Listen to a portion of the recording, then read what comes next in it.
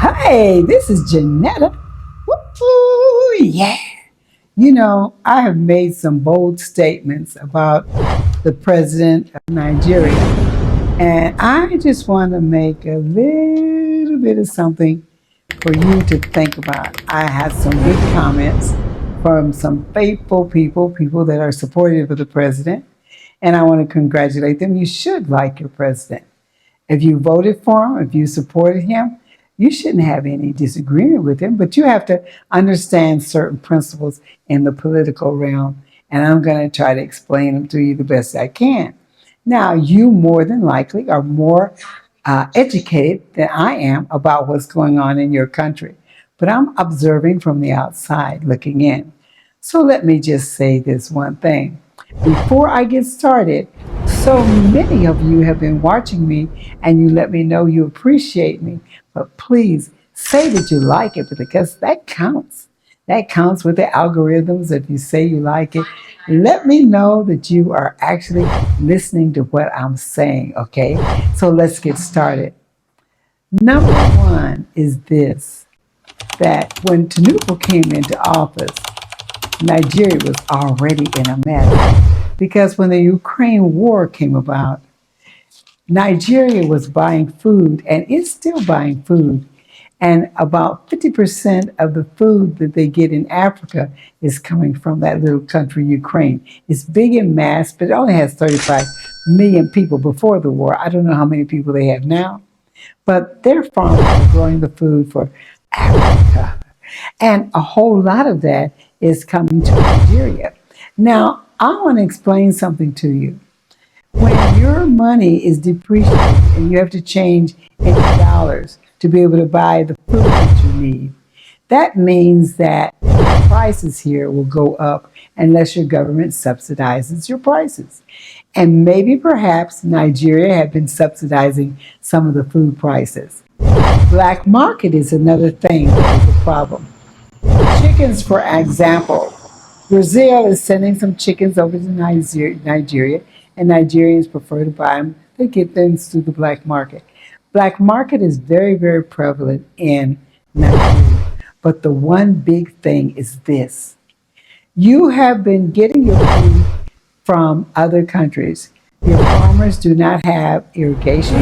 They do not have equipment. They do not have roads. They do not have a structure for farming. But you have plenty of land and rich soil to farm that you should be self-sustaining. But you are getting the bulk of your food from other countries. And one great importer is Ukraine. And there's no problem with that, but there's a problem for Nigeria.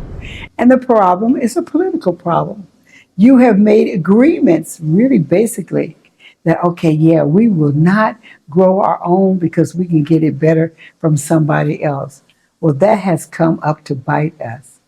For now, what is happening now with the change in money, the conditions that the president has changed the rate of the money, they have manipulated that, and they should have because it was a mess and it still is a mess.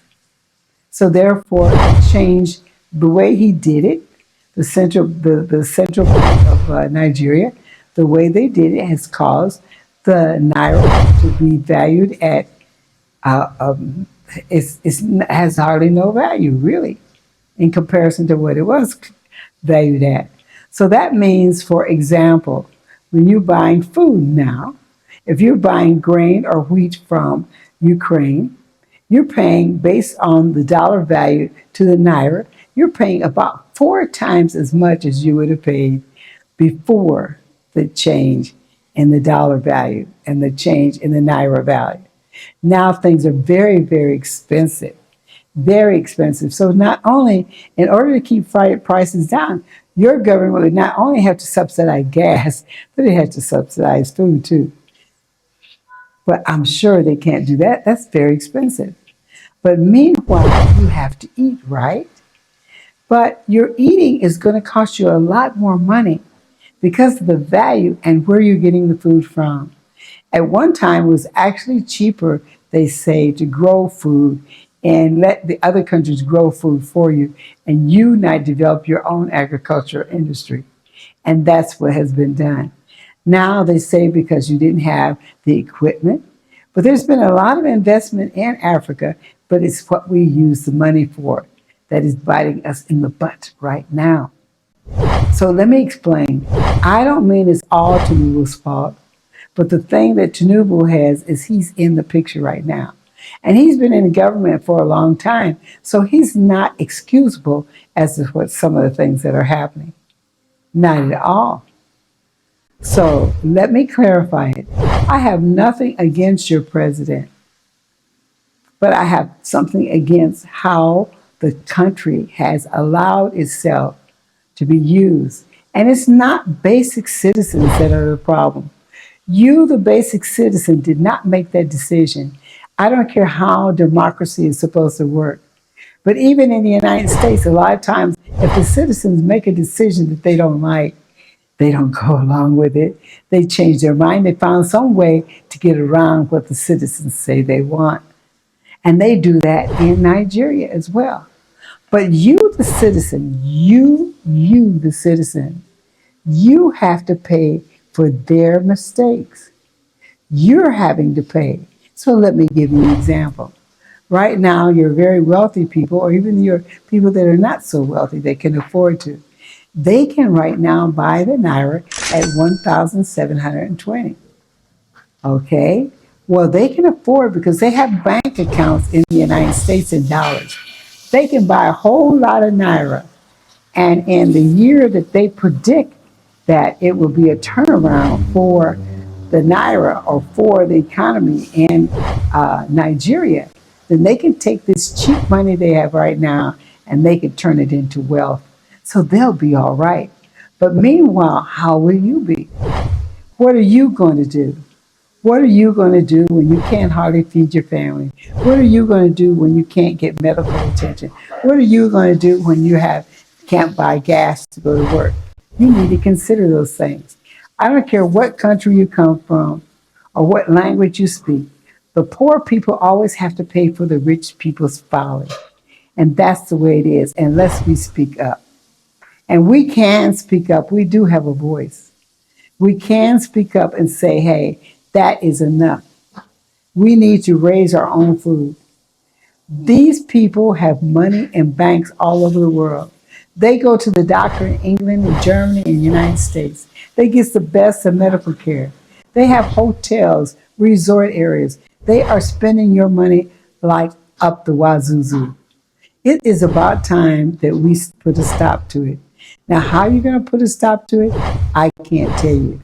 But I know we as a people, meaning us, period. I don't care what country we're in. We need to take a challenge and say, now we're going to be responsible for what happens, because it ends up that we are responsible as a people anyway. I don't care whether you're in the United States, or you're in Africa, or whether you're in Germany, or whether you're in Italy. You are responsible for what they make a decision. The people in Russia, the people in Ukraine, the people are responsible. But the leaders have made a decision for what they think the people ought to have or what they should want. But there's never anything where they really took a vote on it. And the United States has never taken a vote from the people, by the people, as to whether they should go to war. And war is very expensive. And who pays for the war? The people pay for the war. The people pay for something they didn't even decide that they want. They pay in more ways than one. Because it's the little people that actually support the country. They're the driving force of the country. And they take the biggest hit of everything. It's the little people. It's people like you and people like me. It's the little people that have to put up with the decision. They have no say in it. But when the rubber hits the road, when things fall apart, guess who has to be responsible? And it's so surprising that they turn around and try to make you feel like you're the one that made the decision. They'll tell you that it's because of you. If it wasn't for you, and us paying your gas subsidies, then we would not be broke like this. If it wasn't for you, we would have the money to do the things we need to do. If it wasn't for you, we would be able to build that road. If it wasn't for you, we would be able to support that school, the infrastructure. But it's you because you're not paying enough taxes. That's what they say. But they make these deals, and they have made some deals in Nigeria, political deals with countries that don't like us, period, that don't like us and don't care anything about us, and they act like they're trying to help us out. But if you just check it out, there are suggestions that if you take a loan from us, you have to do what we say do. We have to stop begging people for money. That is my only thing against your president right now, is he's run all over the world begging people for money in his very expensive airplane, which the gas right now costs 4 times as much as it did before. So every time that plane flies off, it burns tons of JP4 fuel, that jet fuel, and when it lands, yes. So you're paying for that. You're paying a lot of money for him to go and look really dignified in all these countries that look like he really got something, and he's flying in his very expensive plane with his full entourage, fully dressed, looking good, asking them for bread. To the extent where he's going to a country that has a history of caring a little bit about nothing for us. He's going to a country that tortured the people of Haiti. When they bought their freedom, they had to pay for their freedom. There's no history of France ever doing anything right. There were some soldiers in Africa that fought for France, and they turned around and shot them and killed them. African soldiers, there's a history of it. When you tell me that there's a history of France having given you a word and doing anything to support Africa or Africans, I want you to let me know, because there's no history of it. There's no real history. If we don't help ourselves, we will not be helped. Now, we need to get together, we need to put our heads together, and we need to stop faking it until we make it, because we're not making it. What is happening to us is happening because we have allowed it. We have been sitting in church praying for Jesus to do it for us, and Jesus has not done it because he does not have any intention to do it. There's nothing in the Bible that tells you that if you don't speak up, that Jesus is going to speak up and it's going to make your government do what you need and what you want. You're going to have to make a decision to make a stand.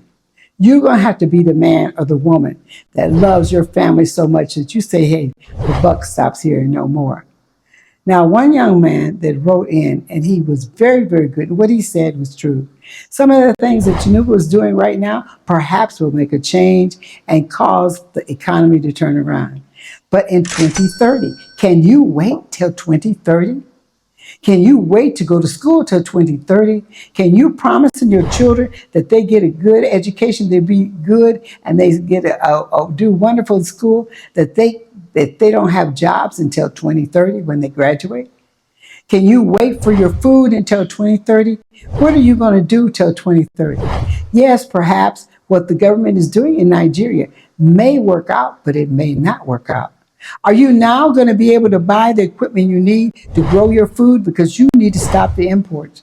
Your imports are being paid for in dollars. So that means that everything you pay for, everything you buy on imports is costing you 4 times as much right now. That's what it's costing you. So how all of a sudden are you going to buy the equipment, the farm equipment, get the irrigation that you need? How are you going to do it? So tell me, how is it going to work? Are you going to stop importing altogether? Because you need to, because you're importing the majority of your food, the majority of things that are very important to you. You are importing them. You're not exporting anything much but raw materials, and you're buying things in that are costly to you, that you need, you have to have, and you want. So we got to figure this out. So what can we do? I want to know, what can you and I do? What can we do about these people that are making decisions for us? What can we do to tell them we've had enough and we won't take it anymore? What can we do? Let me know what we can do. Because I'm telling you, it has been proven. If you stay on your knees from now until Jesus cracks the sky, things will not change. Because in that Bible, it doesn't tell you that. It doesn't tell you that. It says that you have to make a stand. And that's one of the reasons why, according to the word, that Jesus got killed, because he made a stand. He told them off. He told them they were wrong, and they didn't like that. He didn't go and say, Father, help me, tell them, let me fix it, because they're bad towards me, and what can I do? And well, he didn't do that. There's no example of him begging God to do anything, but yet we're begging him. And then we're putting it off of him, telling God has everything in control. Look, let me tell you something. I don't care whether you're Muslim or Christian or what. You got things in control. God gave you this earth. He gave you Nigeria. He gave you that family. He gave you the responsibility to take care, to speak up, and to know what is right and to do what is right. So those of you that are working black market and you're sneaking and you're doing all these things to cheat, you're cheating yourself and you're cheating the people, your friends, your neighbors, your family, because that black market stuff is cheating people. We need to stop cheating and stealing from ourselves. And those people know it, and they use us against us. So that's all I'm saying. That's all I'm saying. We have to look at us, me and you. You and I have to decide enough is enough, and I'm not taking it anymore. Okay, I just wanted to explain that I'm not against your president, although there's some things about him that I know, and that he's being used in a lot of ways. But when he goes against his brother puts the French out and he takes him in and pats him on the back and welcomes him. To me, that is terrible. That is terrible. Even will go to a war against your brother because of what he's done to the French that he kicked out, that kept them poor and mistreated them. But yet, Nigeria and Tinubu says, we will support you, we will go to war for you, we will beat up the Sahel area because they went against your principles and they had nerve to put you out. That's the only thing I have against your president. So forgive me if I'm wrong. Tell me. So, hey, this is Janetta checking out. I love you. Hey, talk to me. Give me comments. I love the comments you're giving me. Thank you for taking our time to comment, because this is something that we need to take care of and we need to talk about.